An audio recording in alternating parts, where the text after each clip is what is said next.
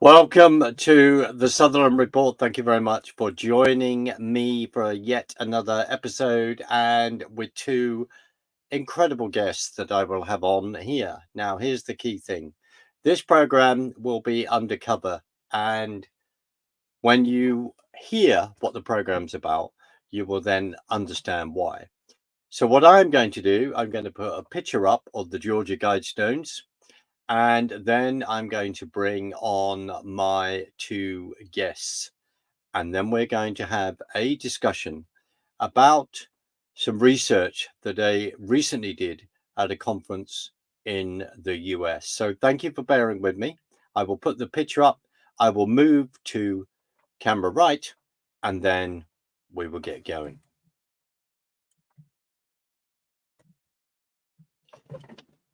So the joy. So I'm just going to bring my friends on. I do apologize if it's a little bit uncomfortable where I'm also hidden, but we'll work this out. Right. So here we go.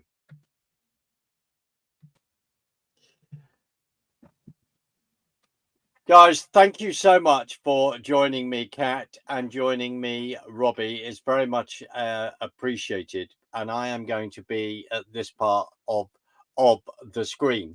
Now, names are changed because people are undercover.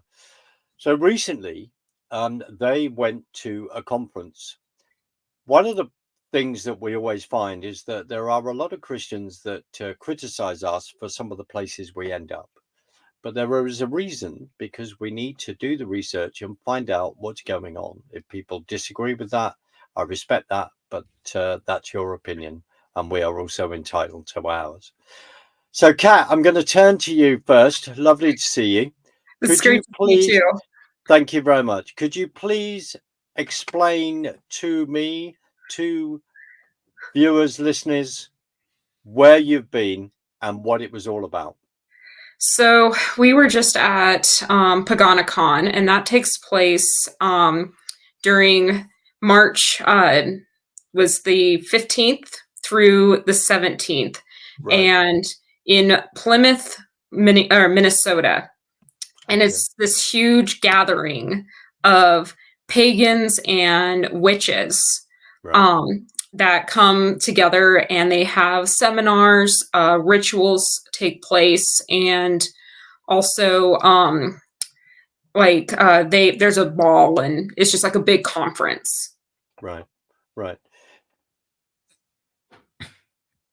Kat, had you been there before? I have not been to Paganicon before. This was my first time. Right. Okay. I'm just going to turn to Robbie. Lovely to see you as well, and thank you so much for joining me tonight. It's much appreciated. Robbie, was it the first time you had attended? I'm going to call it Pagan I Con. I think that quite suits really. But Robbie, was that the first time you had attended? Yes, it was, Mark, my very first time. And I had actually tried for 3 years before to get to this event, but it was always one thing after another. So finally, this year, it all worked out. Right.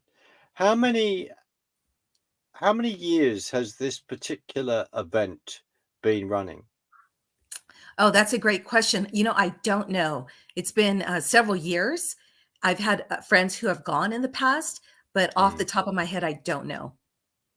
And what we'll do, we're not going to mention various friends, but the key thing that I want to nail down is one of the privileges of, and asking you to come on because it was your first time, and as you know, when we have first time experiences, when we haven't been to something before, we see it through very different eyes to other people that have been there, a number of times before. So, Kat, starting with you. What what were your first impressions? Well, for me, it was interesting because a lot of the people I saw, I had, like, when I was in high school, I befriended a lot of the gothic, and emo community, and so that's what I saw throughout here. And a lot of the same people who played Dungeons and Dragons, things like just that kind of type of person. And so for me, I was like, okay, I can have conversations with these people.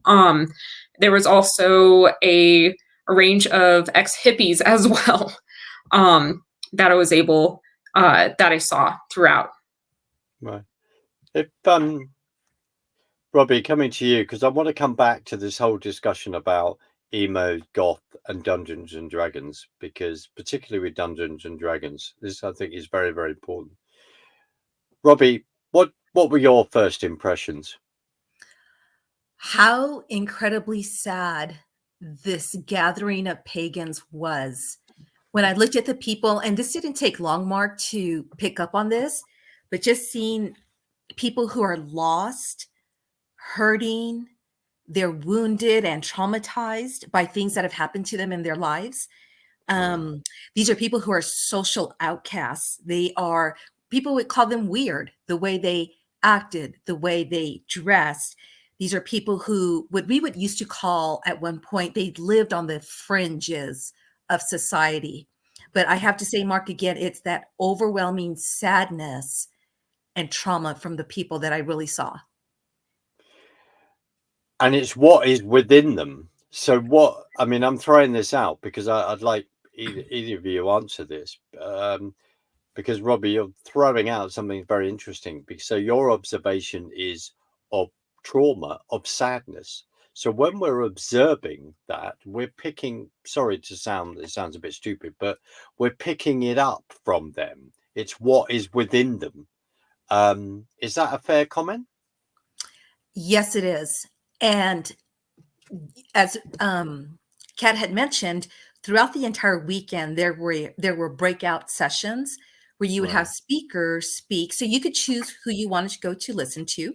So you would end up in a room of, let's say, 20 to 30 women, maybe some men, but mostly women. And during these breakout sessions is when you could really see what was inside these women as they're talking and sharing, vaguely sharing just trauma and woundedness in their lives. So in these breakout sessions is where you really saw that. Could you, I mean, without going into certain details, obviously, but then again, we're not going to name people, but what kind of things were people talking about then in these sessions? Well, I think one that our first one we went to was session was it was a ritual actually. And basically it was the what was it? You would go, what was going on was you would go down, or you would kind of the ritual was to go down a yew tree down to the roots, and you meet this lady named Sylvia Plath. And so Bobby and I, us being Christians, we're not going to do that. So we watched everybody else do that. And so when they were done with the guided meditation, because that's kind of what it was. It really was a guided meditation. When the crowd was done, they talked about the experiences that they had throughout it, and a lot of them was the emotional, like basically Sylvia saying it's going to be okay. One of the gals said she laid her head on her lap and said it's going to be okay. You've gone through a lot. Another person was like, I am you and you are me, finish out what I was intended to do. So there were some other sessions that were kind of like it felt like it was a therapy session in the sense. Right. Like everything's going to be okay. Right. But it felt like a therapy session, but from our worldview, I don't want to put words in your mouth, without really the real answer to that therapy session. Correct. Because what they're doing, instead of turning to the Bible, to that biblical worldview, they're turning to, and this may sound so ridiculous, but they're turning to these ancient pagan gods and goddesses for that guidance, for healing, etc., all the things that they're looking for. But it truly is these false gods and goddesses from the ancient world that they are following. So, Kat, so you were describing these people that they're being, emos, goths, that, which is a culture that, as you very kindly said already, that you know a lot about. But can we put, excuse the pun, Dungeons and Dragons on the table here? And can we discuss that? Yeah. Because spiritually, as far as I'm concerned, as far as we're concerned, it's a no-no. But it's this whole, what does Dungeons and Dragons then incorporate? Is it this whole thing of role play, the fact that people can forget themselves and lead a different life, which is very interesting with how things have changed digitally now. What are your thoughts? And that's basically it. I've known plenty of people who have played Dungeons and Dragons. I will even admit there's Christians even out there that do play this game. And to be honest, I befriended a couple, some engineers that were Christians when I used a long time ago. And I got thrown in to play a couple times. I hated the game. I will never play the game again. But basically you are thrown into, it is a role play event where you are a strong character, and it can be, you're either one full of magic that has healing abilities, things like that, or a warrior. And you go on these quests and help save and conquer quests. And it's definitely more of a self-esteem building game. Right. In fantasy. Right. Was Harry Potter on display at this conference? Well, there was Harry Potter wands that were on display at this conference. Right. I did run into one of the seminars that I did go to. The speaker had he looked like he walked out of Harry Potter, basically. He had a wizard's hat on, the cloak, and then he was waving a wand during a session. So while everybody was in a breakout session, it was very interesting. Right. Well, there is a reason for asking that, because it's where our culture is at, and I'm saying that particularly over here. And then it'd be very interesting to discuss how that has impacted America. Robbie, so you're talking about the people are extremely sad. Kat's talked about the fact that this is a therapy session. Now, how many people do you think over the 2 days? Is it 2 or 3 days, the conference? 3 days. 3 days. How many people do you think were attending this event? The number that I heard was about 1,000 attendees, which was comparable to last year. Right. And are the seminars, do they go online? Do they go on their website? Not that I'm going to give away where the website is, but people can easily find them. Not encouraging that. Yeah, I have not seen that, Mark. I haven't seen any of their past seminars or conferences online. I was able to obtain a couple, from one of the sessions, I was able to obtain slides that was in a breakout session, but that's it. Right. Well, to me, by you going, and this is evangelism. This is finding out what's going on. Asking the $1 million question. Why are churches in America not turning up by the busload to go in and see what's going on and say, we can pray for you, we know the answer, which is Jesus? What I'm not being rude, and I would say that those kind of events that would happen over here, I'd be asking the same question. Why aren't people doing that? Why is the church in America, they're not taking this seriously? Or do you think that's an unfair question?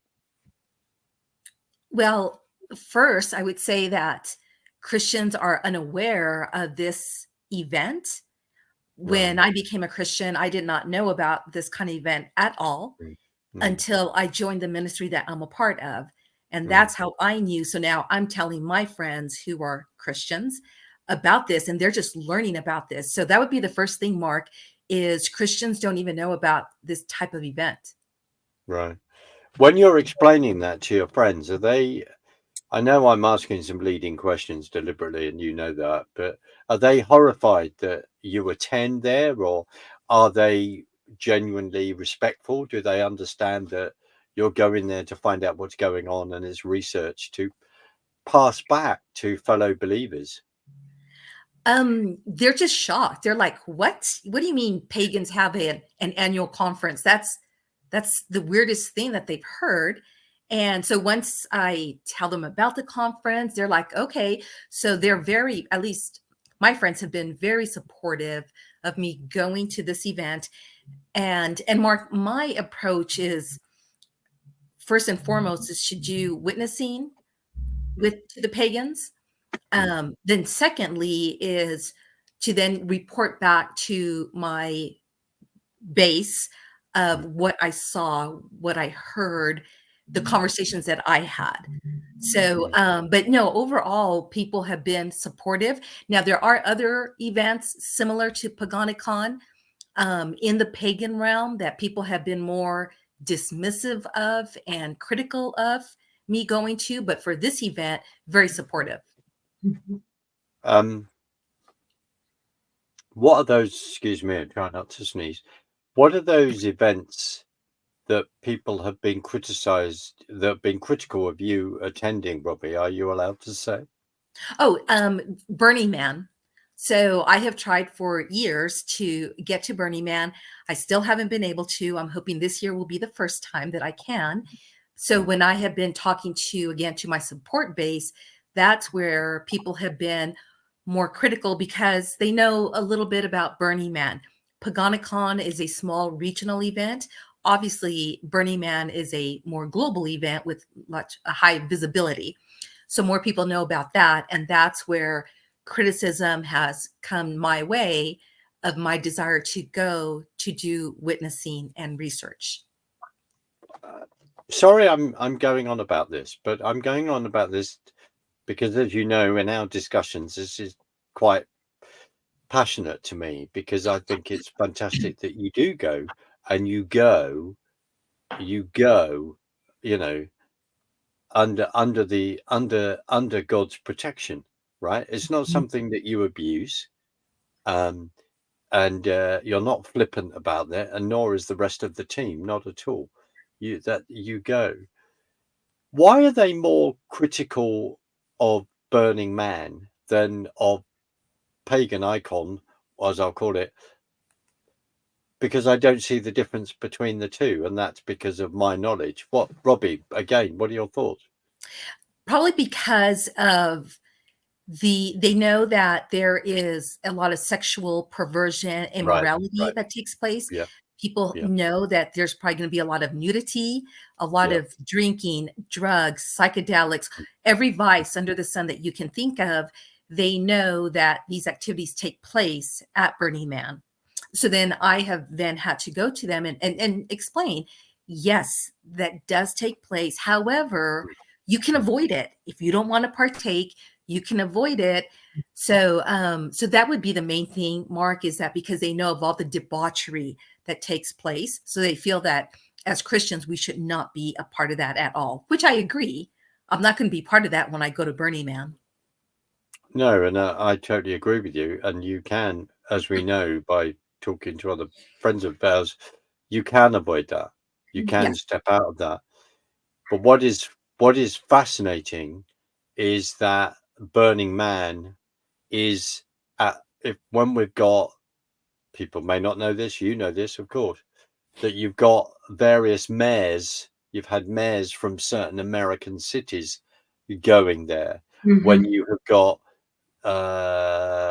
CIA links, FBI links, when you've got the head of top social media, IT, Google, etc., going there, then you have to ask yourself a very serious question of why are they going there? So why are they I'll ask that question. I know we're suddenly pivoting to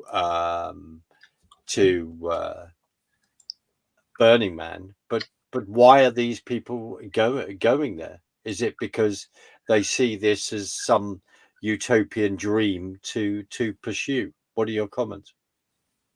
I would say that they go there to, one, see where the culture is going, to get a good Right. pulse of the exciting thought leaders who Mm, are leading our culture, and then mm, two, to actually become one of those leaders shaping our culture. mm, So I mm, think it's a twofold, plus various other reasons too, but those are the top two reasons I believe a lot of these people will go to this event. mm, mm.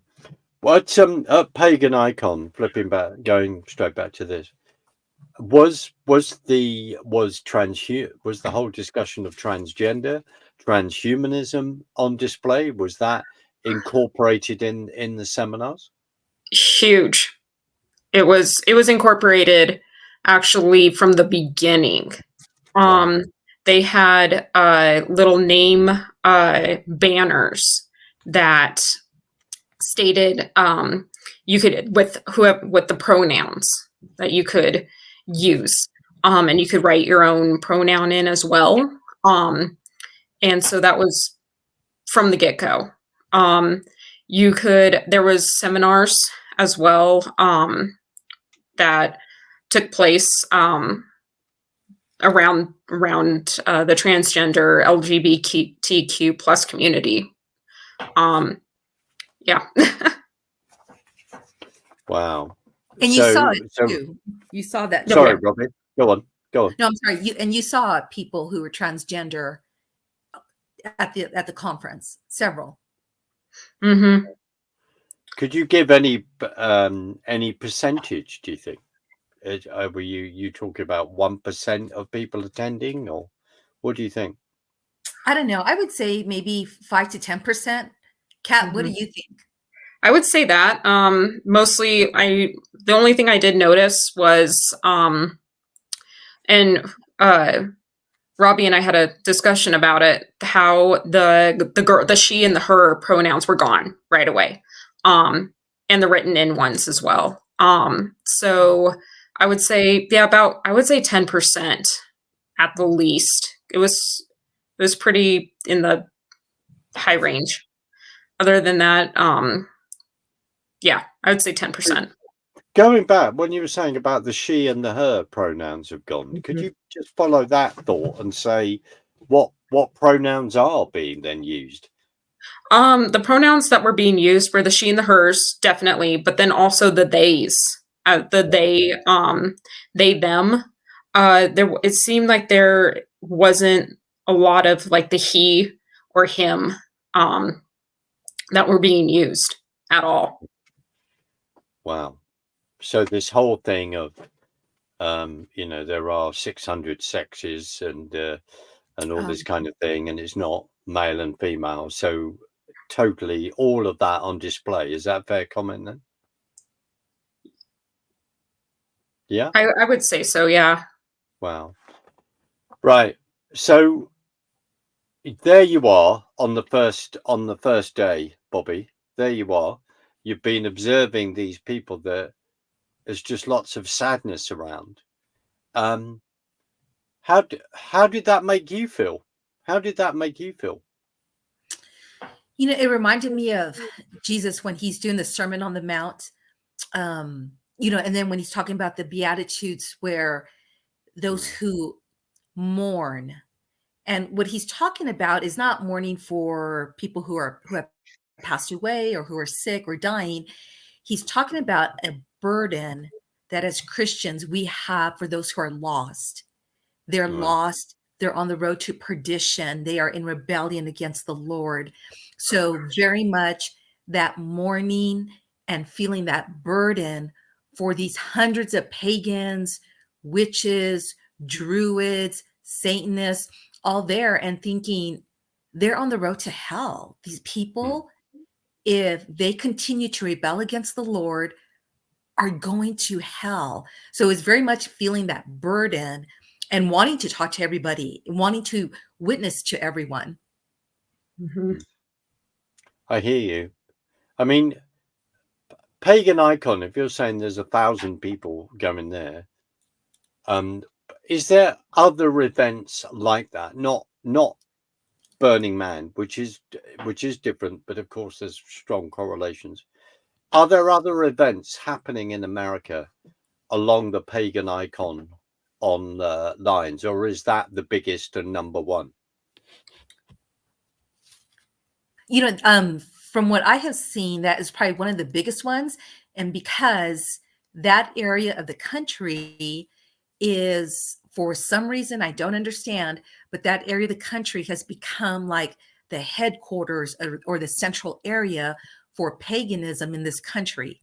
So there's something about that area. And this is where pagans all come together every year to have this conference. So there might be smaller events throughout the country, but probably not as widely attended as this one. Right. So we remember. Do you remember when President Trump was president and they were all having, all these ladies with pink hats, or I think some of them were ladies, he says sarcastically, but also the fact they're saying all these witches were praying against him. The reason why I say that is, do you think a number of Christians in America are actually aware of this pagan, as we've said earlier, they're not aware of this pagan culture at all.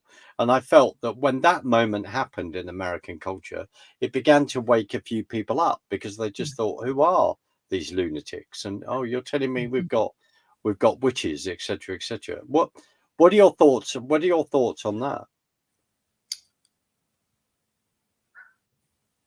Well, in talking to my friends, Mm, as the event was, I was preparing for the event, and a lot of discussions were happening, because I'm asking people, please pray for me while I'm there. Pray mm, for me mm, before I get there. Pray for the team. mm, Not being surprised to hear me say that America is a pagan culture. We do not live in a Christian culture. We live in a pagan culture. So a lot of surprised reactions from my friends when I would share that. And even, Mark, what was interesting is even referring to the word. It's like you see paganism in the word of God, in the Old Testament, in the New Testament. This is something that the Israelites were always, dealing with and falling into. And then in the New Testament, so even making my friends aware of the fact that in the Bible, that's what they're talking about. That's what the authors are speaking of, is this paganism, this idolatry. Yeah. just And I agree, because like a lot of people that I've talked to, coworkers especially, because they asked where I was. I said I was going to a convention, and they're like, "Oh, what convention?" And they had no clue that stuff like this occurred at all. And when you look there, it happens all, like when you really look into it, events like this happen, not as big as Pagan Con, but like Robbie said, there's little ones that happen throughout each state. There could be psychic fairs, like I know where I live, there's going to be, I think in August they'll do a huge pagan fest as well. So it's there, but the Christians mostly they stay away, which is sad. It really is. Yeah. Because if we track that, it'd be very interesting. If there's 52 weeks a year, 52 weekends, it'd be interesting to see if there is an event like that virtually every single weekend. Maybe not at Christmas. Maybe they'll have a day off. I don't know. But the thing is, we can. That would be really, really interesting to actually correlate.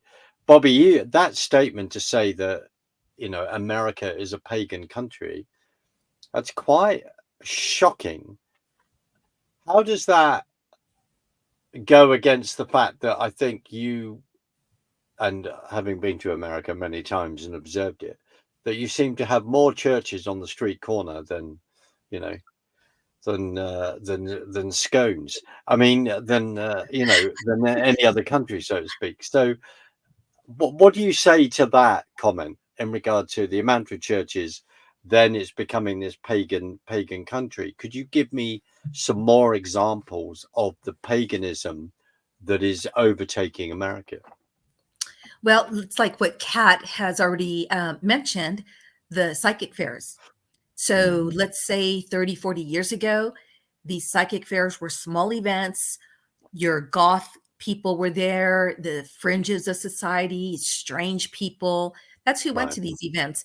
You now go to a psychic fair in any city in America, and you will see mainstream America there.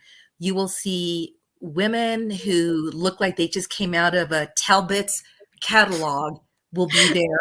You see teenagers, you see young men who are total jocks. You see them and you can tell that they're high school athletes. They're there. You see little children. They're there. Everyone is now at these psychic fairs pursuing and looking for something. Right. Mm-hmm. Right. Where are we failing as the church in all this? Where are we failing?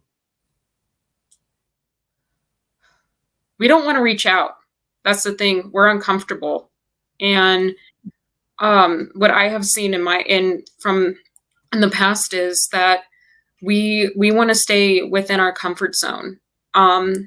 Somebody that I talked to, and this was a long time ago, said that, if you kind of like along the lines of, if you want to talk about God and going out and doing that, that's great. But we don't want to, as America too, we don't want to have these conversations. We want to respect everybody and we don't want to offend anybody as well. And the truth is offensive and it can ruffle feathers. But I was talking with one of my pastor actually, and he said, if you see somebody who's in a building on a top level and the flames are underneath and it's coming up and it's going to burn down, would you go run and help them, or would you walk past them? Yeah. And most of us would probably stop and go and help. So where I'm getting with that is, why aren't we don't want to, as society, we don't want to go and help sometimes. We don't want to offend. We don't want to state the truth because we could lose that friend. We could lose that significant other. We could just lose a relationship. Right. And we shouldn't be afraid to do that. Right. Which is why you both attended, why a team attended. I want to give you, you've heard this, but I want to put this anecdote on the record because I think it's another illustration.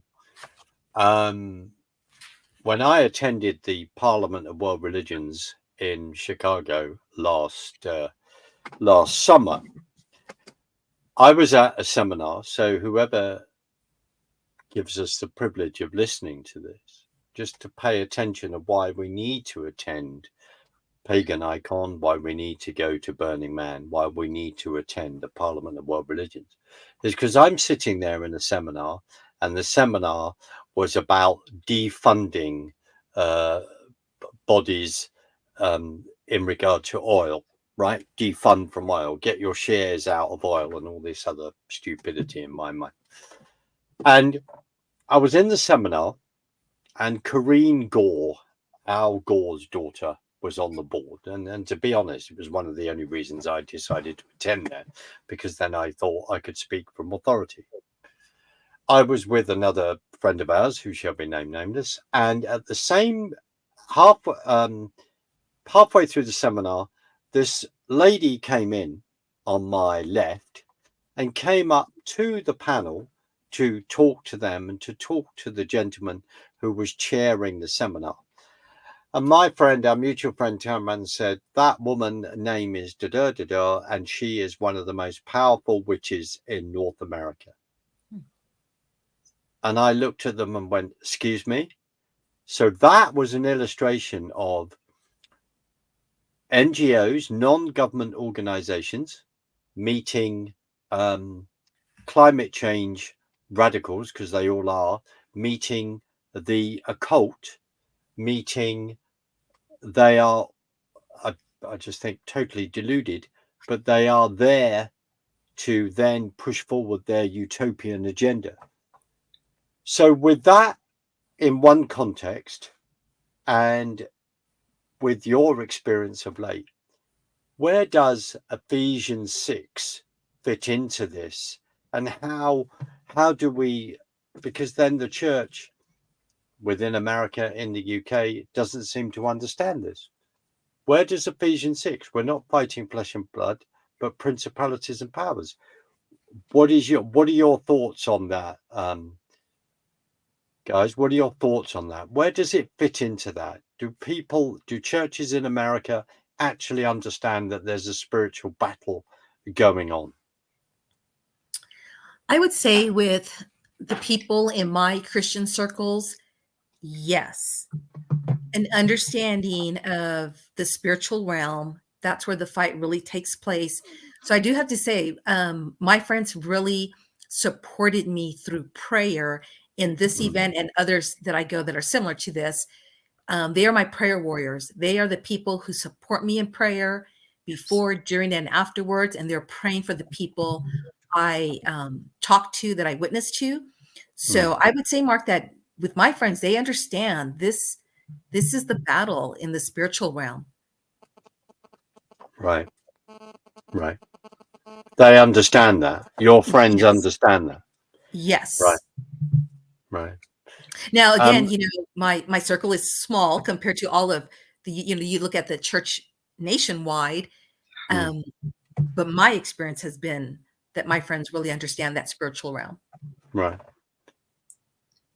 Is your pastor supportive of what you do? Absolutely. Yes. Right. The pastor in my previous church, yes, to a certain extent. But my current pastor, very much so. And I have several pastors on my distribution list where I'm informing people of what I'm doing, and very supportive too, and understanding the importance of what I'm doing. Do they give you an opportunity to speak about that, to other than the information that you put out, but do they actually give you an opportunity to talk about that? No, I haven't had that opportunity until yesterday. One of the pastors on my distribution list, he has now invited me to have dinner with him and his wife so that we can talk about how I can now go to his church and get his congregation involved as prayer support for my work. But he's the first one. But then, Mark, on the other hand, too, I haven't been as forthcoming or assertive in asking my pastor friends if I can have that audience with their congregation. So some of that is on me, too. If you were more assertive over that, do you think that would be received positively? I don't know.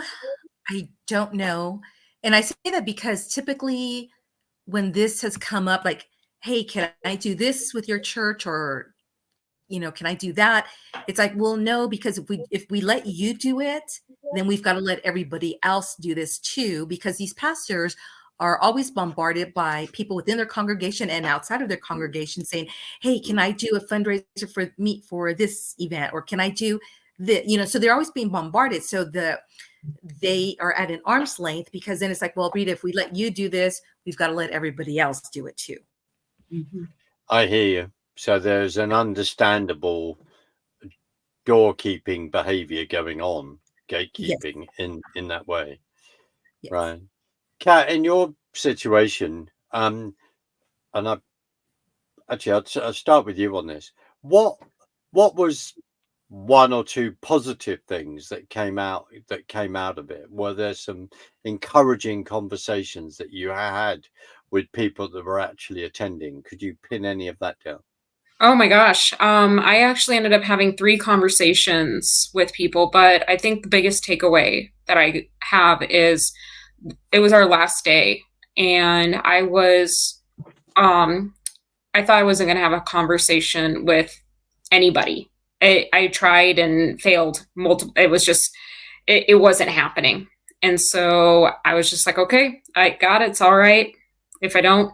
Um, One of our mutual friends and I walked out of a seminar, and I was stopped by this kid and who wanted to have a conversation with me.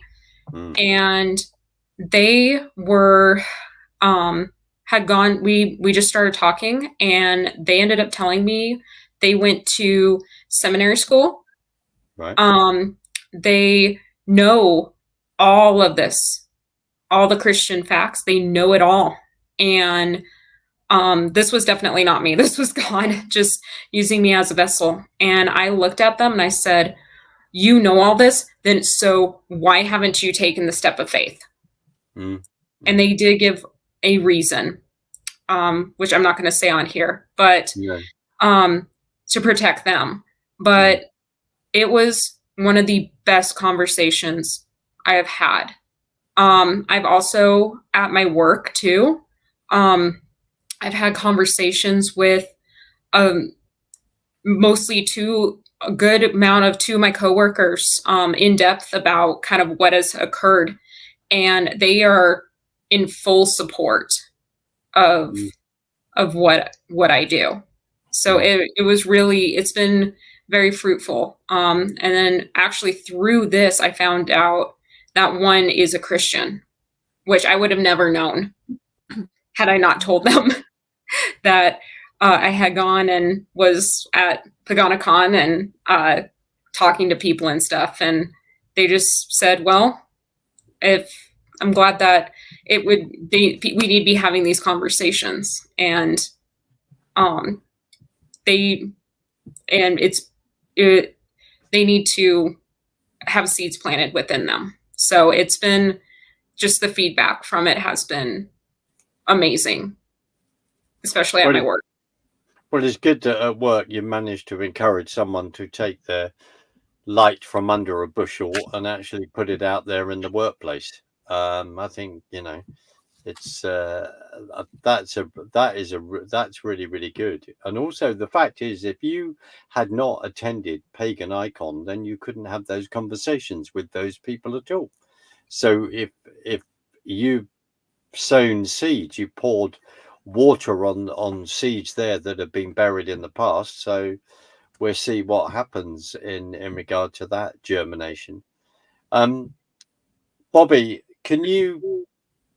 I think you touched on this, but can you give other positive experiences of going there? Any specific conversations? Well, every conversation that I had was positive in that, and this is something that I learned from the director of the ministry that I'm part of, is every conversation counts. So you're having a conversation with a pagan and they're bringing up all these points and you just can't refute them, but you say what you can say. You walk away thinking, boy, that was a huge failure. I didn't rebut them. I should have said, and you're just frustrated. It's like, no. Every conversation counts. And then secondly, you never discount the work of the Holy Spirit. So it's what Kat said earlier. It's not us. It is the Holy Spirit ministering through us to the people we're talking to. So in that regard, all of the conversations were positive, but I can say a couple of conversations that stand out is one was at a seminar, probably about 30 people in attendance, and the speaker mentioned something that was just so ridiculous about the Trinity. So she was positing that Christians came up with the doctrine of the Trinity from Plato's creation myth. And when she was saying this, I'm like, what? It was so ridiculous. I'm like, I cannot let that go. She cannot, get away with saying something that is so ridiculously wrong. Absolutely. yeah, so after she spoke, she did Q&A. I was the first one to stand up, and I was able to say to the entire group, they all got to hear me, and to correct her on the Trinity, and to explain the Trinity did not come from Plato.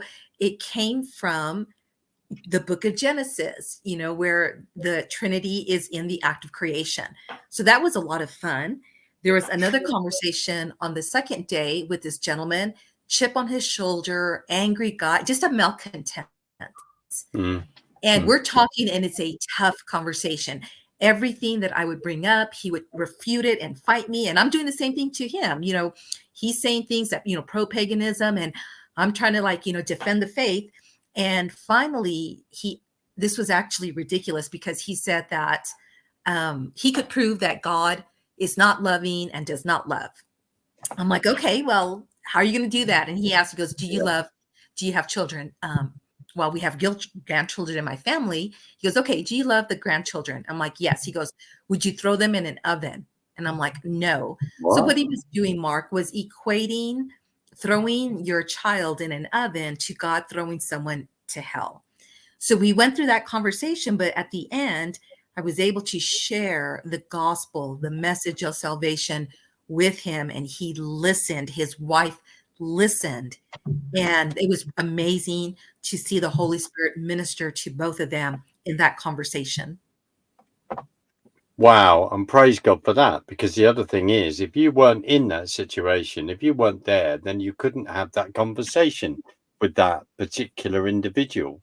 And I think going back to beginning and early part of our conversation was the fact, as Kat was alluding to, where it's like, no, we don't want to go to the difficult places, do we? We don't want to have these difficult conversations. We don't want to do that. What is, Kat, coming back to Dungeons and Dragons and this whole thing of role play, we look at how that then has accelerated into the culture of what's called Second Life, and this whole thing of digitally, where in the digital world you have another persona and you live your life through that. I mean, again, we've got a mutual friend who's an expert on that, but the church doesn't know much about these things. It won't discuss it. I mean, to be honest, the fact that we've got a problem where they won't discuss politics or the spiritual battle that's going on, and when I have criticism, people say, "Oh, you go on about politics." I'm turning around saying, "Well, that is the spiritual battle manifesting." You've talked about, we're having a discussion about the culture war of paganism, right? That is going on, Wicca and all that. This is a culture war. You've said, we've talked about the fact that the church, etc., many people are not aware of this, right? I'm going to leave. We're going to end in a couple of minutes, but I'm going to leave you to work out how you want to explain this or the details of it. But what can people do to support you and to pay an interest in this ministry? What could people do? Bobby, I'll start with you first. Okay, well, I am a full-time missionary.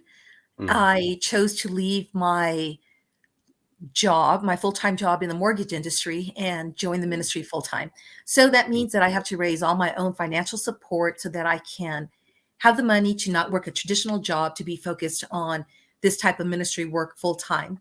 So for myself, what I do is to raise support. I always write up updates and newsletters going into detail of my conversations that I've had and things that have happened at these types of events.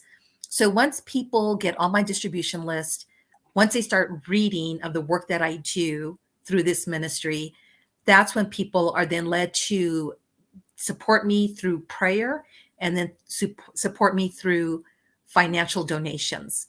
So that's how it works for myself. And what I will say, and when I'm going to say this, ask Kat the same question. What I will say is, if people want to do that, then you can reach out to me, and then I can reach out to to Bobby, and I can reach out to Kat. So my email, marksutherland26@gmail.com, is where you will find me, and then I can facilitate that. Kat, what about for yourself as well? Well, that for myself, it's different because I work full time. I'm also right now in school getting my master's.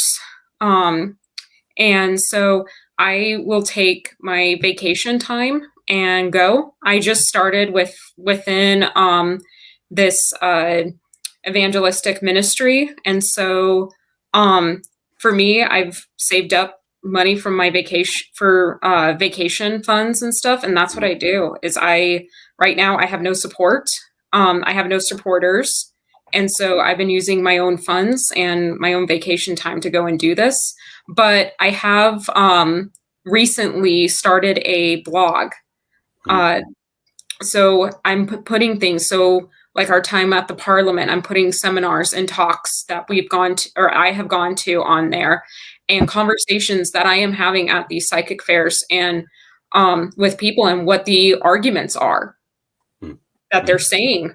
For example, I had a conversation with this gentleman a couple weeks ago, and he believed that all paths, it doesn't matter, your path, your path may be different than mine, but we'll all end up in the same place. And we also talked about good energy versus bad energy, and how do you know if it's good or bad? And so on my blog, I go into what is being said, and I research a lot in my spare time. No.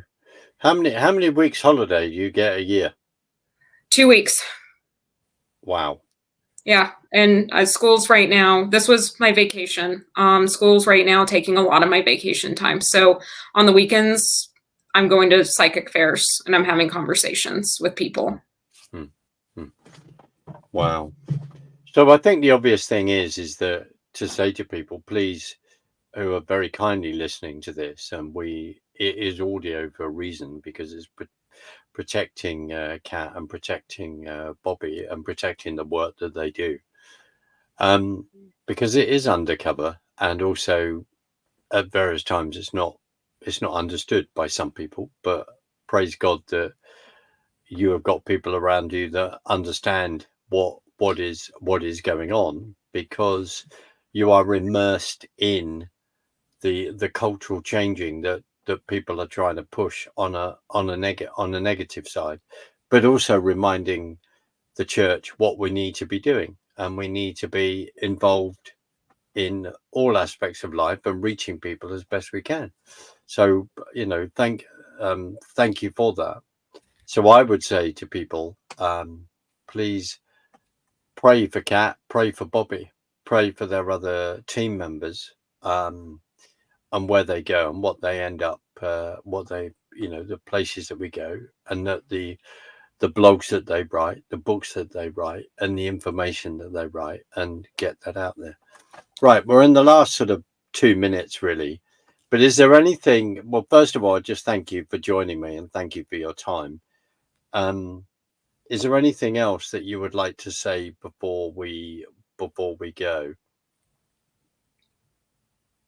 Well, there's one thing I would like to share. The last conversation that I had at Pagan was with this young woman, and she explains to me that for this conference, that pagans need a safe place to go to. They need to be among other pagans. They need to be with their community. They need to just have a place where no one is bothering them. Nobody is challenging what they're saying. They just need to be safe. And Mark, I just did not think fast enough on my feet, but I've been thinking about that comment that she made. So I didn't say anything to her now at that point, but I do now know how to respond to that, because Paganicon is absolutely not a safe place to be. When you have a body of people, believers, and it's a closed system where all they're hearing is paganism, paganism, paganism. There's no challenge to their worldview. There's no other perspective coming in. That's not safety. That's almost like cult-like status. If you want a safe place, you've got to have an event where you're inviting the Mormons, Jehovah's Witnesses, the Christians, the Catholics.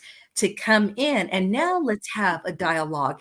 Now, Mr. Pagan, let me challenge you lovingly with this tidbit. You're going to say this about the Trinity. How about if I show you that this is correct about the Trinity? So you've got to have other ideas, competing ideas coming in to really have a safe place, a safe space. So Paganicon is not a safe place for pagans to go to. They're just going to keep hearing the wrong information that leads them on the wrong path. Absolutely. And for Kristen, me, Kat, sorry, if in the last sort of 30 seconds, go on, you say. Go have a conversation with somebody. You don't have to be an expert. I think that's one thing that we as Christians put on ourselves, that we need to be an expert within that religion or something. No, you don't. You just need to start a conversation with somebody. You don't have to know every tool. You don't have to know all of that. Just talk to your neighbor. Go talk to just maybe somebody who's in a coffee shop, and just start asking questions, and also find out the truth for yourself too. If you're questioning if the Bible's what the validity of your Christian faith is, go research it. Go look into it. The evidence is out there, and you just got to find it because it's there. Brilliant. I just want to thank you both for joining me in my evening, and thank you very much. And I'm just going to play us out. Stay with me over the other side, and I'll say a formal goodbye. But thank you very much. And please, everybody who've been very kindly listening to this, understand why it's undercover, why it's just audio. But please remember Kat and Robbie in your prayers, and just thank you for joining me tonight. And I will speak to you very soon. Not at all. Bobby, thank you. Kat, thank you. Robbie, Thank you. But thank you very much indeed. Cheers.